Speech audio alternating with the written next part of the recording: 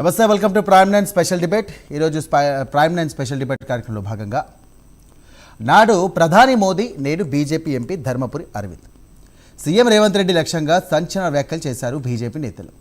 ఆ మధ్య హైదరాబాద్ పర్యటనలో భాగంగా తెలంగాణ ముఖ్యమంత్రి రేవంత్ను ఉద్దేశించి మోదీ చేసినటువంటి కామెంట్స్ పెద్ద చర్చకే దారితీశారు. నాడు ప్రధాని మాట్లాడితే ఏమన్నారంటే, నాతో కలువని రేవంత్ను ఆహ్వానించారు. దీనికి సంబంధించి కూడా మోదీ చేసిన ఆ వ్యాఖ్యల సెగలకు మరింత ఆజ్యం పోశారు ఎంపీ ధర్మపురి అరవింద్. ఇక రేవంత్ రెడ్డి బీజేపీలో చేరుతారేమో అనే అర్థం వచ్చేలా అరవింద్ ప్రశ్నలు సంధించారు. ఇక మోదీ వ్యాఖ్యల వెనుక అంతరార్థం అదేనా అంటూ కూడా దీర్ఘాలు తీశారు ఆయన. బెంగాల్ సీఎం శుభేందు అధికారి పేరును కూడా ప్రస్తావిస్తూ వ్యాఖ్యలు చేయడం మరోసారి కూడా పెద్ద చర్చకు ఆస్కారం ఇచ్చారు. మొత్తం మీద చూసుకున్నట్టయితే టీడీపీ నుండి వచ్చి రేవంత్ సీఎం అయ్యారంటూ కూడా ఉటకాయిస్తూ కోమటిరెడ్డి వెంకటరెడ్డి, శ్రీధర్ బాబు లాంటి వారిని సీఎం చేస్తే బాగుండేదంటూ కూడా సలహా ఇచ్చారు బీజేపీ ఎంపీ అరవింద్. మరి బీజేపీ ఎంపీ ధర్మపురి అరవింద్ ఉద్దేశపూర్వకంగా ఈ మాటలు అన్నారా, లేకపోతే వ్యంగ్యాస్త్రాలు సంధించారా? బీజేపీలో సాధారణ కార్యకర్తలు అంటూనే అరవింద్ చెప్పాల్సింది చెప్పేశారా? అసలేం జరుగుతోంది? ఇటు బీజేపీ మరియు కాంగ్రెస్ మధ్యలో ఎలాంటి ఒప్పందం ఉంది? అలాగే రేవంత్ రెడ్డికి సంబంధించి కూడా ఆనాడు ఆయన వచ్చి ఇలా విన్న తర్వాత ఈ గ్యాప్లో ఈ 10 డేస్ గ్యాప్కి సంబంధించి కూడా ఇంత గ్యాప్ వచ్చిన తర్వాత అరవింద్ ఎందుకు ఇలాంటి వ్యాఖ్యలు చేశారు? మొత్తం మీద అయితే ఒకసారి ప్రధాని మోదీ ఇటు తెలంగాణ పర్యటనలో భాగంగా ఏమన్నారు అనే వ్యాఖ్యలు మరోసారి మనం చూద్దాం.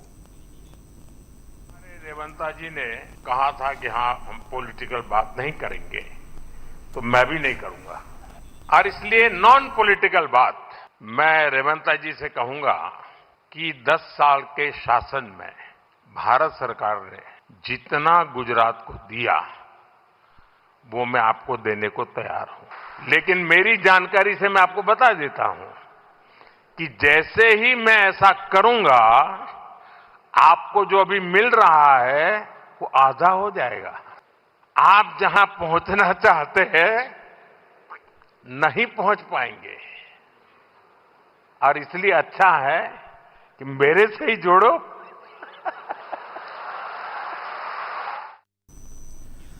మొత్తం మీద మోదీ చేసిన వ్యాఖ్యలు అప్పట్లో తెలంగాణ రాజకీయాలకు సంబంధించి కూడా పెద్ద దుమారమే రేపాయి అనుకోవచ్చు. ఇటు మరి రేవంత్ రెడ్డికి సంబంధించి కూడా నవ్వడం వెనుక అంతరార్థమైందంటూ కూడా చాలామంది రాజకీయ విశ్లేషకులు కానీ తదితరులు కూడా అందరూ కూడా ఒక చర్చలోకి వెళ్ళినటువంటి ప్రభావం కూడా మనం చూసాం.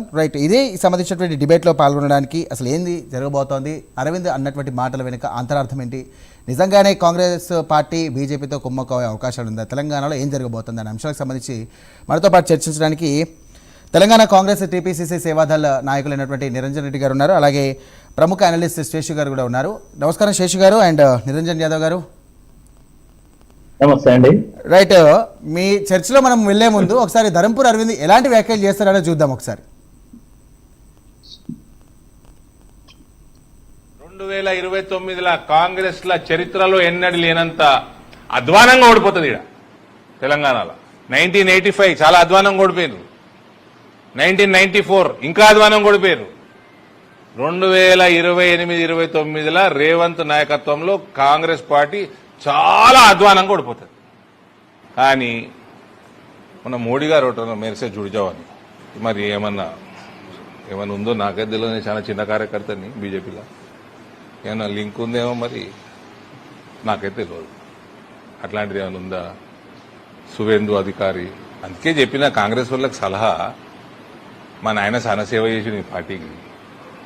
జెన్యున్గా కోమటిరెడ్డి వెంకటరెడ్డి లాంటి వాళ్ళు, శ్రీధర్ బాబు లాంటి వాళ్ళు ఇలా మాట మీద ఉండి జీవితాంతం కాంగ్రెస్ పార్టీలో ఉండి గసంటోళ్ళని చేసుకున్నా సరే, ఈయనకి ఏదో పడేస్తే అయిపో మంత్రి.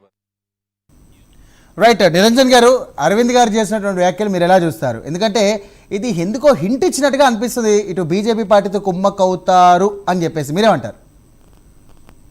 ముందుగా ప్రైమ్ 9 టీవీ ప్రేక్షకులకు, అదేవిధంగా మీకు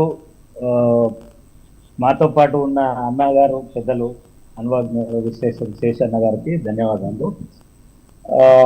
ఇక్కడ ఆయన ఉద్దేశించి మాట్లాడడం అనేది ఆయన పర్సనల్ ఎజెండా అని చెప్పుకుంటున్నాను. బీజేపీలో పర్సనల్ ఎజెండా ఈ మధ్య కాలంలో తయారైంది. ఇంతకుముందు కాంగ్రెస్ పార్టీలో ఉండేది, ఇప్పుడు బీజేపీలో కూడా అట్లాంటి అంతర్గత వ్యవహారాలు అంతర్గతంగా చాలా జరుగుతున్నాయి. వాటిలో భాగంగానే అరవింద్ గారు, నేను నార్మల్ సాధారణ కార్యకర్తగా పనిచేస్తున్నాను, మా ఫాదరు ఒకప్పుడు ఇట్లా చేసిండు అట్లా చేసిండు అని చెప్పుకుంటున్నాను. ఇది పర్సనల్ ఎజెండాని తీసుకొచ్చి ఏదో చెప్తున్నాడు అంటే కూడా కొద్దిగా నమ్మకం లేదు అనేది జనాలు అనుకుంటున్నారు, కానీ అది అవాస్తవం. ఎందుకంటే మనము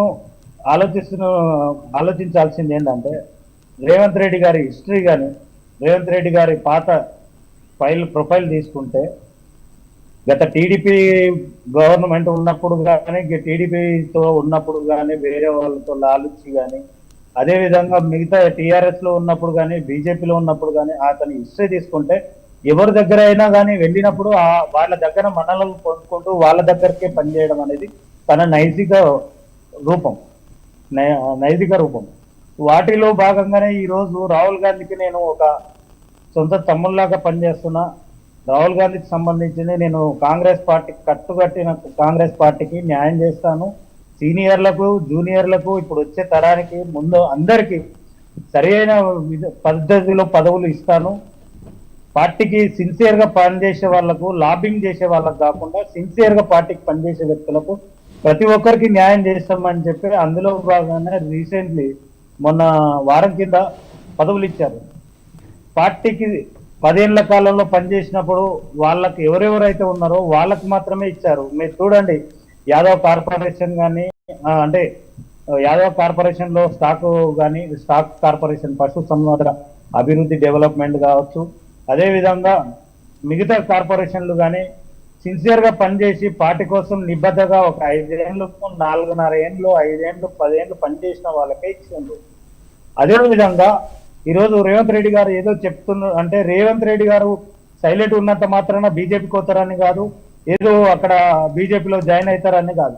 తన పర్సనల్ అరవింద్ గారు తన పర్సనల్ ఎజెండాను అదే విధంగా వాళ్ళల్లో ఇప్పుడు జరుగుతున్న విధానాలు చూస్తుంటే పార్టీలో కుమ్ములాటలు బీజేపీలో ఎక్కువైనాయి, పార్టీలో వర్గ పౌరులు ఎక్కువైనాయి. ఇప్పుడు ఈటెల రాజేందర్ గారు కావచ్చు, అదే విధంగా ఉద్యమకారుడైన రాజేందర్ గారు కావచ్చు, అదే విధంగా సీనియర్ నాయకులు లక్ష్మణ్ గారు కావచ్చు, అదే విధంగా ఇప్పుడు ఉండే బండి సంజయ్ గారు కావచ్చు, అరవింద్ గారు కావచ్చు, వాళ్ళు చాలా సీనియర్ 20-25 ఏళ్ళు 30 ఏళ్ళ నుంచి ఇప్పుడు పార్టీకి అంటు పెట్టుకొని పనిచేస్తున్నారు.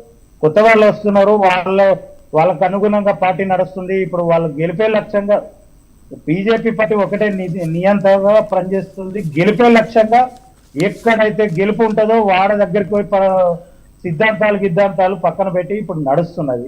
వాటిలో భాగంగానే అరవింద్ గారు ఈ విధంగా మాట్లాడిండొచ్చు. కానీ రేవంత్ రెడ్డి గారు స్పష్టంగా కాంగ్రెస్ పార్టీకి ఒక అనాలిసిస్ గా మీరు చూస్తున్నారు. కావాలంటే మన వైఎన్ఆర్ ప్రెస్ మీట్ లో వైఎన్ఆర్ సంబంధించిన డిబేట్ లో మీరు కావాలంటే చూడండి. 1 తీసుకుంటే నేను ఫిక్స్ అయిన 10 ఏళ్ల కాలం 34 వరకు నేనే సీఎం, అదేవిధంగా నేను రాహుల్ గాంధీని ప్రధానమంత్రి చేయడమే మా లక్ష్యం అని చెప్పేసి క్లియర్ గా చెప్పారు.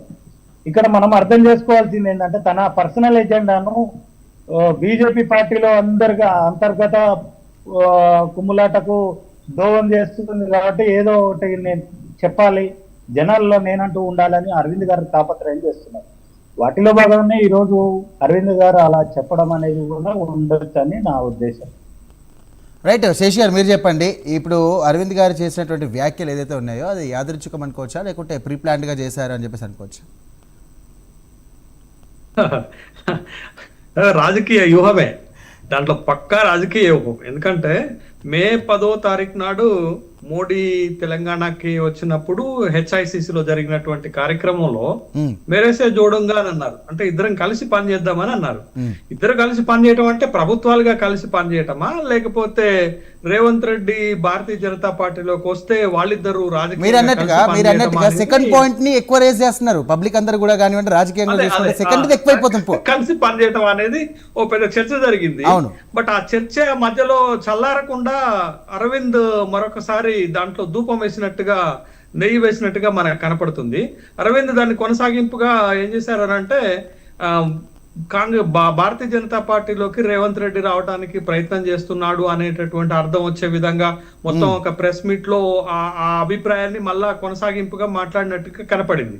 అయితే ఈ మోడీ మాట్లాడిన దాంట్లోనైనా అరవింద్ మాట్లాడిన దాంట్లోనైనా ఒక కామన్ పాయింట్ ఏంది అంటే రేవంత్ రెడ్డి భారతీయ జనతా పార్టీలోకి రావటానికి ప్రయత్నం చేస్తున్నాడు అనేటటువంటి ఒక సందేశాన్ని ప్రజల్లోకి పంపటంలో వాళ్ళు సక్సెస్ అయ్యారని చెప్పాలా. ఎందుకు దీనివల్ల ఏం జరుగుతుందంటే కాంగ్రెస్ కి నష్టం జరుగుతుంది, అవును. రాజకీయంగా రేవంత్ రెడ్డికి ఒక ఇబ్బందికరమైనటువంటి పరిస్థితి, ఇప్పుడు ఇరుకునబడినటువంటి పరిస్థితి మనకి కనపడుతుంది. అది అందుకని రేవంత్ రెడ్డి గారు కూడా దానికి వివరణ ఇచ్చేటటువంటి క్రమంలో మోడీని కొద్దిగా తీవ్రంగా విమర్శించాల్సినటువంటి పరిస్థితి వచ్చింది. అయితే దీంట్లో అరవింద్ మాట్లాడిన దాంట్లో చాలా కీలకమైనటువంటి అంశాలు ఉన్నాయి. చాలా కీలకమైన అంశాలు ఏంటంటే ఒక 2-3 అంశాలు చాలా క్లియర్ గా మాట్లాడాడు. ఏం మాట్లాడారంటే రేవంత్ రెడ్డి మోడీని ఇంప్రెస్ చేయడానికి ప్రయత్నం చేస్తున్నాడు. మరి ఎందుకు ఇంప్రెస్ చేయడానికి ప్రయత్నం చేస్తున్నాడు? రేపొద్దున కాంగ్రెస్ 2028-29లోనో అధ్వానంగా ఓడిపోతే భారతీయ జనతా పార్టీలోకి రావడానికి మోడీని ఇంప్రెస్ చేస్తున్నాడా అని అన్నాడు. దానికి ఒక మాట ఏం చెప్పాడంటే, మాకు ఆర్ఎస్ఎస్ లో ఒక మాట నేర్పుతారు. ఏం నేర్పుతారంటే మొదటి దేశము, రెండోది ప్రజలు, మూడోది దళము, నాలుగోది కుటుంబము. బట్ ఆ మాటలని కాన్క్లేవ్ లో వాడుకున్నాడు రేవంత్ రెడ్డి. ఆ మోడీని ఇంప్రెస్ చేయడానికి ఈ పదాలు వాడుకున్నాడు అని చెప్తూ తనేమన్నాడంటే, ఈయన ఉల్టాగా పనిచేసేటటువంటి వ్యక్తి. మొదట రేవంత్ రెడ్డి, రెండోది కొండల రెడ్డి, మూడోది తిరుపతి రెడ్డి, నాలుగోది కృష్ణారెడ్డి అని చెప్పి ఒక పాయింట్ తీసుకొచ్చాడు. రెండోది మరో సువేంద్ర అధికారి అవుతాడా అని అన్నాడు. సువేంద్ర అధికారి ఎందుకు వచ్చారు నాకు అర్థం కావట్లేదు. సువేంద్ర అధికారి రీసెంట్ గా సువేంద్ర అధికారి ఎందుకు వచ్చాడో నాకు ఇప్పటికీ అర్థం కావట్లేదు. సువేంద్ర అధికారి సీఎం ఆఫ్ ది బెంగాల్. దాని కాంటెక్స్ట్ చెప్తాను. సువేంద్ర అధికారి ప్రస్తావన ఎందుకు వచ్చిందనంటే, మోడీ మరొక సువేంద్ర అధికారి, రేవంత్ రెడ్డి మరొక సువేంద్ర అధికారి అవుతాడా అనేటటువంటి అభిప్రాయం ఆ ప్రెస్ మీట్ లో ఎందుకు చెప్పాడనంటే, ఇటీవల బెంగాల్ ఎన్నికల్లో భారతీయ జనతా పార్టీ గెలిచినటువంటి సందర్భంలో ముఖ్యమంత్రి ఎవరు అవుతారు అనేటటువంటి ఒక చర్చ కూడా వచ్చింది. ఆ చర్చలో ఏంటి అని అంటే 2020లో టిఎంసీకి రాజీనామా చేసి భారతీయ జనతా పార్టీలోకి వచ్చినటువంటి సువేంద్ర అధికారిని భారతీయ జనతా పార్టీ తన ముఖ్యమంత్రిగా చేసింది. కాబట్టి ఇక్కడ కూడా ఏం చెప్తున్నాడు, తెలుగుదేశం నుంచి వచ్చినటువంటి రేవంత్ రెడ్డిని కాంగ్రెస్ పార్టీ ముఖ్యమంత్రిగా చేసింది, రేపు ఇక్కడి నుంచి ఇంకొక దగ్గరికి వెళ్ళడా అనే క్రమంలో చెప్తూ ఏమన్నాడనంటే, ఆ కాంగ్రెస్ కి లాయలిస్ట్ గా ఉన్నటువంటి కోమటిరెడ్డి వెంకటరెడ్డినో లేకపోతే దుద్దిళ్ల శ్రీధర బాబును ముఖ్యమంత్రి చేసుకుంటే కొంత ఉండేదే, ఆ ఢిల్లీలో కూర్చున్నటువంటి అధిష్టానం కళ్ళు మూసుకొని ఉన్నది, రేవంత్ రెడ్డి నమ్మదగ్గ వ్యక్తి కాదు అని చెప్పేటటువంటి క్రమంలో మరో సువేంద్ర అధికారి అవుతాడా అనేటటువంటి ఒక పాయింట్ కూడా తీసుకొని వచ్చాడు. అంటే ఒక విధంగా ఆ అరవింద్ ప్రెస్ మీట్ లో 2 భాగాలుగా మనం చూస్తే, మొదటి భాగంలోనేమో ఒక అనుమానాలు రేకెత్తించే విధంగా, ముఖ్యమంత్రి రేవంత్ రెడ్డి పైన అనుమానాలు రేకెత్తించే విధంగా, మూడోదేమో రేవంత్ రెడ్డిని కొన్ని వ్యాఖ్యలు చేస్తూ చాలా వ్యాఖ్యలు చేస్తూ విమర్శ చేసినటువంటి సందర్భాన్ని కూడా మనం చూసాం. కాకపోతే వాళ్ళు ఒక టాక్టిక్స్ లో దీంట్లో ఏంటి అనంటే, బీఆర్ఎస్ సేఫ్ ఉందండి. ఎందుకు బీఆర్ఎస్ సేఫ్ అయింది చెప్పనండి.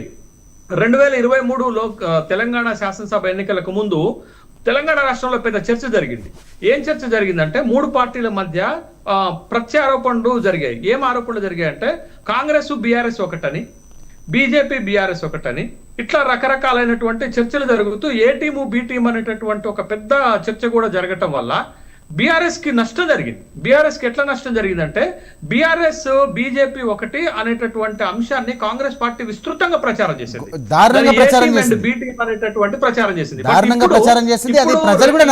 అరవింద్ మాట్లాడిన దాంట్లో ఒక స్పష్టత ఏమొచ్చింది తెలుసా అండి, కాంగ్రెస్ ముఖ్యమంత్రి బీజేపీలోకి వెళ్ళటానికి సిద్ధంగా ఉన్నాడు అనేటటువంటి ఒక ఇండైరెక్ట్ ఇండికేషన్స్ రావటం వల్ల ఇప్పుడు బీఆర్ఎస్ కొంచెం సేఫ్ సైడ్ కి వెళ్ళిపోయింది. ఎందుకంటే ఇక్కడ కాంగ్రెస్ ముఖ్యమంత్రికి బీజేపీ అధిష్టానానికి ఢిల్లీ బీజేపీకి మధ్య సంబంధాలు ఉన్నాయి అని ఒక ఎస్టాబ్లిష్మెంట్ చేసేటటువంటి క్రమంలో ఇండైరెక్ట్ గా బీఆర్ఎస్ కి మేలు జరిగింది. ఏం మేలు జరిగింది అంటే, BRS is the safe side.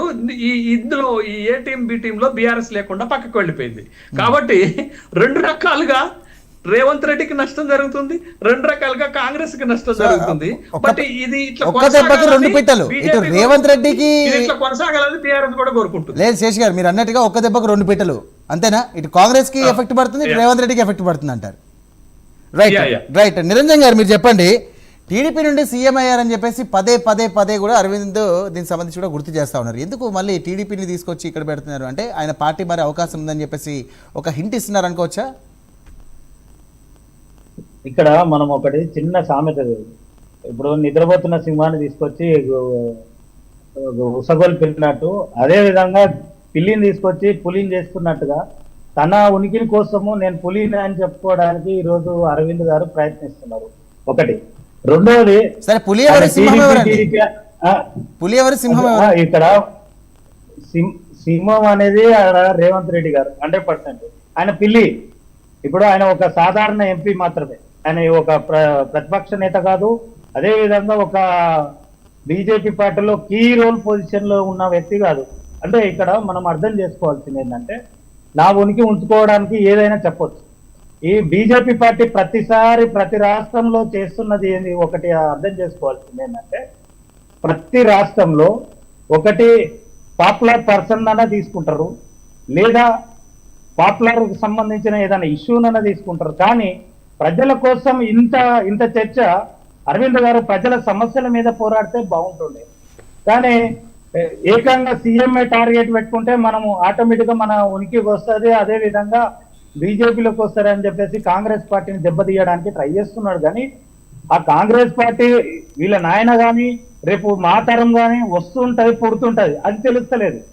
అంటే కాంగ్రెస్ లో కేసీఆర్ అయినా కావచ్చు, చంద్రబాబు నాయుడు అయినా కావచ్చు, మిగతా వాళ్ళు కావచ్చు, నాలాంటి వ్యక్తులు కావచ్చు, రేపొద్దున మీలాంటి వ్యక్తులు కూడా రావచ్చు. కాంగ్రెస్ పార్టీ ఒక మహాసముద్రం. ఇప్పుడు మహాసముద్రంలో నేనెంత, ఈ రోజు ఆయన చెప్పే విధానాల్లో చూస్తుంటే ఏదో మోసాలు చేసిండ్రు సీనియర్ కార్యకర్తలకు, సీనియర్ నాయకులకు అని. ఈ రోజు కోమటిరెడ్డి బ్రదర్స్ కి సరైన సముచిత స్థానమే ఇచ్చిండు కాంగ్రెస్ పార్టీలో.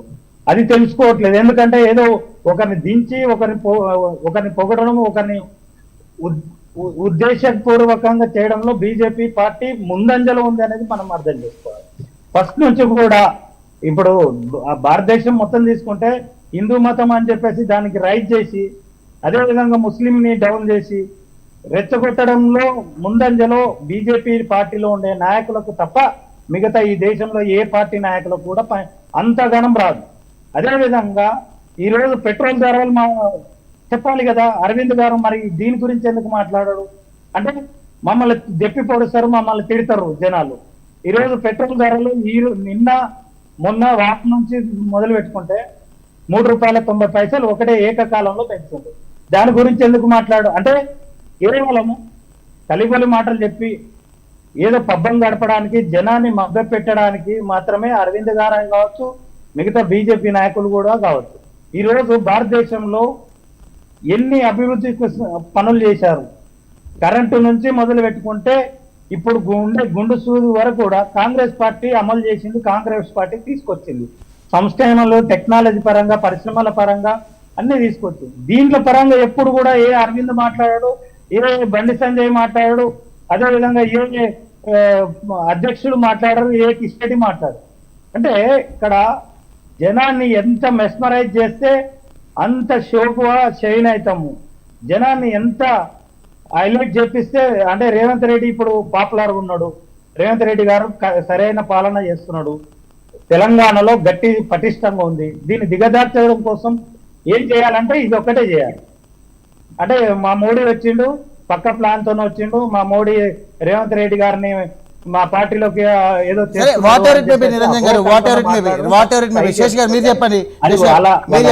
రేవంత్ బీజేపీని సాఫ్ట్ కార్నర్ చేస్తుందని చెప్పేసి విమర్శల మీద మీరేమంటారు? మనం అర్థం చేసుకోవాలి ఎంత అవసరం. రేవంత్ రెడ్డి గారు డీలిమిటేషన్ గురించి అన్యాయం అవుతుందంటే రేవంత్ రెడ్డి గారు సౌత్ ఇండియాలో రేవంత్ రెడ్డి గారు ఎక్కువ గలం వినిపించారు. అది మనం ఎందుకు అర్థం చేసుకోవాలి? నిరంజన్ గారు ఒక్క నిమిషం, శేషి గారు మీరు చెప్పండి. రేవంత్ రెడ్డిని బీజేపీ సార్ చెప్పండి. ఇప్పుడు గతానికి ఇప్పటికి ఒక చిన్న బేరోజు వేయాలి మనం. ఏంటి అని అంటే, రెండోసారి కేసీఆర్ ముఖ్యమంత్రి అయిన తర్వాత మీకు మోడీ గారికి కేసీఆర్ గారికి ఉన్నటువంటి టర్మ్స్ దెబ్బతిన్నాయి. అటు పొలిటికల్ టర్మ్స్ అయినా లేకపోతే ఇంకే టర్మ్స్ అయినా దెబ్బతినటం వల్ల మోడీ గారు ఎప్పుడైనా తెలంగాణ రాష్ట్రానికి వస్తే ముఖ్యమంత్రి హోదాలో ఉన్నటువంటి కేసీఆర్ అటెండ్ అయ్యేవాడు కాదు. అది చాలా కీలకం. ఇప్పుడు ఏంటది, మోడీ ఎప్పుడు తెలంగాణకు వచ్చినా రేవంత్ రెడ్డి అటెండ్ అవుతున్నారు. రేవంత్ రెడ్డి ఎన్నిసార్లు ఢిల్లీ వెళ్ళినా వీలైతే మోడీ గారిని కలవటానికి ప్రయత్నం చేస్తున్నారు. దీంట్లో రెండు కోణాలు ఉన్నాయి. ఒకటి, రాష్ట్రం యొక్క పెండింగ్ సమస్యలు పరిష్కారం చేయాలని అడగటం ఒకటైతే, ప్రోటోకాల్ ప్రకారంగా మోడీ గారు తెలంగాణ రాష్ట్రానికి వస్తే ఒక ముఖ్యమంత్రి హోదాలో అటెండ్ అవ్వటము, తెలంగాణ రాష్ట్రానికి కావాల్సినటువంటి అంశాలను ప్రధానమంత్రి ముందు పెట్టడము, అడగటము, ఇదొకటి. అంటే ఈ రిలేషన్ ను ఒక రెండు ప్రభుత్వాలుగా మెయింటైన్ చేయటం బాగుంటుంది. కానీ రెండు భిన్న ధృవాలు, భారతీయ జనతా పార్టీ, కాంగ్రెస్ అనేది రెండు ఒక వైరుధ్యమైనటువంటి జాతీయ పార్టీలు. ఒకళ్ళు ప్రతిపక్షంలో ఉంటూ ఒకళ్ళు అధికార పక్షంలో ఉన్నటువంటి వాళ్ళు.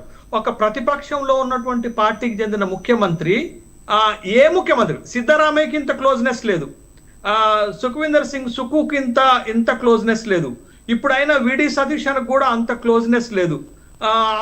అదేవిధంగా ఒక రేవంత్ రెడ్డి గారికి మాత్రమే ప్రధానమంత్రితోటి ఇంత క్లోజ్నెస్ ఎందుకు ఉంది అనే ఒక ప్రశ్న వస్తే దీంట్లో రాజకీయ కోణాన్ని, పొలిటికల్ డైమెన్షన్ ని బయటకు తీస్తారు. సహజంగా రాజకీయాల్లో ఏదైనా విమర్శకు అర్హత అవుతుంది, ఏదైనా అనుమానించడానికి పెద్ద స్కోప్ ఉంటుంది. రాజకీయాల్లో ప్రతి అంశాన్ని అద్దంలో కాకుండా భూతద్దంలో పెట్టి చూస్తాం. మరి కాంగ్రెస్ పాలిత రాష్ట్రాలు 4 ఉంటే మిగతా 3 ముఖ్యమంత్రులకు లేని క్లోజ్నెస్ ప్రధానమంత్రితోటి ఒక్క రేవంత్ రెడ్డికే ఎందుకున్నాయి అనేటటువంటి ఒక ప్రశ్న వస్తే, రాజకీయ కోణం కనుక చూస్తే, ఇప్పుడు ప్రభుత్వ కోణంలో చూస్తే రెండు ప్రభుత్వాలు కలిసి పనిచేయడం మంచి పరిణామం, మంచి ఆహ్వానించదగినటువంటి పరిణామం. కానీ రాజకీయ కోణంలో చూస్తే ఎక్కడో ఏదో అనుమానించాల్సినటువంటి అవసరం ఉంటుంది. రెండోది, అరవింద్ మాట్లాడిన దాంట్లో ఒక కీలకమైనటువంటి అంశం ఏంటంటే, Revanth Reddy born and brought up Congress men కాదు, but is highly identified Telugu Desam man. ఒక తెలుగుదేశం నుంచి అంత ప్రాధాన్యత ఇచ్చిన తెలుగుదేశం నుండి వదిలిపెట్టే కాంగ్రెస్ లోకి రాగలిగినోడు, మరి కాంగ్రెస్ అధ్వానంగా ఓడిపోతే రేపు భారతీయ జనతా పార్టీలోకి వెళ్ళటానికే ఈ క్లోజ్నెస్ మెయింటైన్ చేస్తుండు. ఏమో నేను చిన్న కార్యకర్తని, నాకు తెలియదు, మోడీని ఇంప్రెస్ చేయడానికి ప్రయత్నం చేస్తున్నాడు అంటే. అరవింద్ గారి ప్రెస్ మీట్ లో 2 అంశాలు స్పష్టంగా ఉన్నాయి. ఒకటి, రేవంత్ రెడ్డి మీద అనుమానాలను రేకెత్తించడం, దాంట్లో సక్సెస్ అయ్యాడు. రెండో యాంగిల్ తన ప్రెస్ మీట్ లో ఏంటంటే, రేవంత్ రెడ్డి లాంటి రాష్ట్రంలో ఒక ముఖ్యమంత్రి, కీలకమైనటువంటి వ్యక్తిని కొంత పరుష పదజాలంతో తిడితే కాంగ్రెస్ మొత్తం రియాక్ట్ అవుతుంది కదా. కాంగ్రెస్ మొత్తం రియాక్ట్ అయినప్పుడు అప్పుడు అరవింద్ స్టేటస్, అరవింద్ యొక్క స్టామినా రాష్ట్రంలో పెరుగుతుంది, పార్టీలో కూడా పెరుగుతుంది. అరవింద్ బిచ్చగాడు అన్నాడు, లొట్టపీస్ గాడు అన్నాడు, తర్వాత చోటే భీమ్ అన్నాడు, లూటేదార్ అన్నాడు. ఎందుకు లూటేదార్ అన్నాడంటే, ఈయన కేరళ పోయి అక్కడ కేసీ వేణుగోపాల్ని ముఖ్యమంత్రి చేయడానికి ప్రయత్నం చేసిండు. మొత్తం తెలంగాణను దోసుకుంటున్నట్టే కేరళను కూడా దోసుకోవాలని అనుకున్నారు. కానీ కాంగ్రెస్ పార్టీ వీడి సతీష్ ని ముఖ్యమంత్రి చేసిండు, కాబట్టి నేను లూటేదార్తో ఆగలేదు. ఇంకేమన్నాడు తెలుసా, వీళ్ళందరూ చేసే పని గురించి ఒక సీక్రెట్ చెప్పాడు. పత్తాలాడతారని. ఇంకా మిగతా చెప్పలేదు. పత్తాలాడేటటువంటి సందర్భంలో ఏం మాట్లాడతారు, మొత్తం వాగుడుగా లెక్క ఈయనే మాట్లాడతాడు అని చెప్పాడు. అంటే రేవంత్ రెడ్డిని ఒకవైపు అనుమానాలు రేకెత్తించే విధంగా మాట్లాడటం, ఇంకొక వైపు తీవ్ర పదజాలంతో విమర్శ చేయటం. ఇప్పుడు కాంగ్రెస్ మొత్తం రియాక్ట్ అవ్వాలి, నిరంజన్ తో సహా కాంగ్రెస్ లో ఉన్నటువంటి మెయిన్ ఆయన మోదీ చేసినటువంటి వ్యాఖ్యలకి శేషి గారు నాకు తెలిసైతే ఇప్పటి వరకు కూడా ఏ మంత్రి గాని, ఏ కార్యకర్త గాని ఎవరు కూడా రియాక్ట్ అవ్వాలి. నాకు తెలిసి పిసిసి చీఫ్ రియాక్ట్ అయి ఉంటారేమో తప్ప మిగతా మంత్రులు ఎవరు కూడా రియాక్ట్ కాలేదు. సో నిరంజన్ గారు, లాస్ట్ అండ్ ఫైనల్ కంక్లూడ్ ఒకటి ఇవ్వండి, నాకు విషయం సమయం లేదు కాబట్టి. సో దీనివల్ల మీ పార్టీలో అంతర్గతంగా విభేదాలు సృష్టించబడతాయా లేదా, లేకపోతే మీ పార్టీ ఏ విధంగా ఉండబోతుంది? జస్ట్ 1 minute లో కంక్లూడ్ చేయండి. సాయి గారు, ఇక్కడ ఆయన ఉనికి కోసం ఎంతో పటిష్టంగా ట్రై చేస్తున్నాడు. అదే విధంగా ఆయన కొత్త ఏం కాదు. అరవింద్ గారు అంటే ఇష్టం వచ్చినట్టు మాట్లాడడం అనేది కొత్త ఏం కాదు. ఓ పిచ్చోని మాదిరి రాయి తీసుకొని కొట్టించుకున్నట్టు పిచ్చోడు ఏం చేస్తాడు, ఎప్పుడు ఎట్లా ఉంటాడో తెలియదు. ఈ రోజు అరవింద్ గారిది కూడా అదే ఉనికి తత్వము అయిపోయింది బీజేపీ పార్టీలో. ఆయన ఉనికి కోసం ఆయన ఎంతో ట్రై చేస్తున్నాడు, కానీ అది పట్టించుకోవట్లేదు బీజేపీ పార్టీ. మీరు కావాలంటే ఒక హిస్టరీ 1 year 2 years తీసుకోండి. అట్లాగే ఇందాక అన్నట్టు ఇక్కడ రేవంత్ రెడ్డి గారు మనం అర్థం చేసుకోవాలి. ఈ మోదీ గారి మీటింగ్ అయిపోయినాకనే స్పష్టంగా క్లియర్ కట్ గా ఒకటి చెప్పారు, నేను రాహుల్ గాంధీ గారిని ప్రధానమంత్రి చేసేంత వరకు నేను ఇక్కడ సీఎం ఉంటా, అక్కడ ప్రధానమంత్రిని రాహుల్ గాంధీని చేసి అక్కడ 34లో నేను వెళ్తాను. అది మనం ఎందుకు అర్థం చేసుకోకూడదు? అట్లాగే నిరంజన్ గారు చివరిగా చెప్పండి, దీనివల్ల మీకు పార్టీల విభేదాలు వస్తాయా రావా? వన్ వర్డ్ ఆన్సర్ వస్తాయా రావా? రావండి, 100% రావు. ఎందుకు రైట్ చెప్తున్నా? శేష్ గారు మీరు చెప్పండి. దీని ప్రకారంగా చూస్తే కనుక విభేదాలు వస్తాయని చెప్పి కాంగ్రెస్ పార్టీని రైట్ ఒక నిమిషం నిరంజన్ గారు టైం లేదు, ఒక నిమిషం శేష గారిని అడుగుదాం. చెప్పండి శేష గారు మీరు చెప్పండి. ఈ రోజు అట్లా చేస్తాడని ఇప్పుడు సీఎం మోడీ వ్యాఖ్యలు తనకు అవసరం అరవింద్ కామెంట్స్ ఖచ్చితంగా ఒక ఇబ్బందికరమైనటువంటి పరిస్థితి రేవంత్ రెడ్డికి రాజకీయంగా కల్పిస్తాయి. ఒక అనుమానాలు ప్రజల్లోనూ పార్టీలోను సామాన్య కార్యకర్తల్లోనూ రేకెత్తించేటటువంటి ఒక సన్నటి గీత ఏర్పడుతుంది ఖచ్చితంగా. రైట్ థ్యాంక్ యూ నిరంజన్ గారు, థ్యాంక్ యూ శశి గారు, థ్యాంక్ యూ ఫర్ జాయినింగ్ అండి, thank you so much. Right ఇది వాళ్ళ స్పెషల్ డిబేట్. మరో అంశంతో మళ్ళీ కలుద్దాం.